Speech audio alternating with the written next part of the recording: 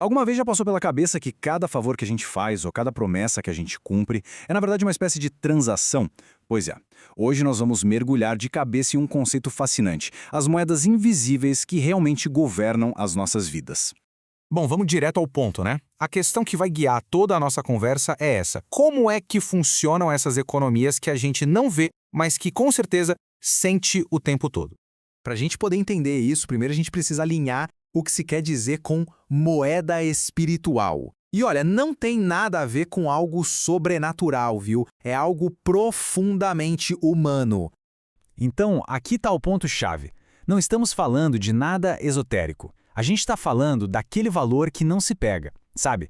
Aquele valor intangível que a gente troca todo santo dia em cada interação que temos. Ok, vamos começar com o exemplo mais óbvio, aquele que todo mundo conhece bem, o dinheiro. Mas a proposta aqui é olhar para ele de um jeito um pouco diferente. E olha que interessante essa separação. De um lado, o valor material, o poder de compra. Do outro, o valor espiritual, a energia da intenção, a história por trás daquela nota. Porque, vamos combinar, o mesmo valor em reais pode carregar energias completamente distintas. Pensem só, a mesma quantia de dinheiro pode ter um peso espiritual totalmente diferente. Um presente dado com generosidade não é a mesma coisa que um salário ganho com muito sacrifício. Uma doação feita com esperança não tem a mesma vibração de uma dívida paga com ressentimento. A intenção, ela muda tudo. Agora vamos para outra moeda muito comum, o trabalho. A gente costuma trocar nosso esforço por dinheiro. Mas e se o próprio esforço já for uma moeda em si? Essa ideia é fantástica porque mostra que quando a gente trabalha, a gente está literalmente pagando com um pedaço do nosso tempo, da nossa energia. E esses são recursos finitos, preciosíssimos. Dá para pensar nisso como um investimento direto da nossa força de vida.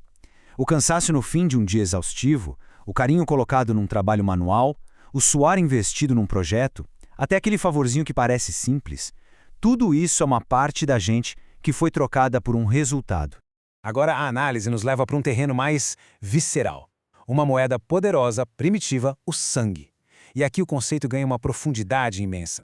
Aqui, a coisa deixa de ser abstrata e se torna profundamente pessoal, porque o sangue não é só uma substância física, ele simboliza a própria vida, é a aposta mais alta possível. Usado como moeda, o sangue representa laços que não se quebram, como os de família. Representa dívidas de vida, sacrifícios profundos, a essência da nossa existência. É, sem dúvida, a moeda de troca definitiva. E para fechar essa série de exemplos, vamos explorar uma moeda que a gente usa a todo momento, muitas vezes sem nem se dar conta do seu valor real, a palavra. As nossas palavras são muito mais do que só sons, né? Elas são ferramentas poderosas. Com elas, a gente cria dívidas, a gente dá presentes e a gente negocia uma das mercadorias mais valiosas que existem, a confiança.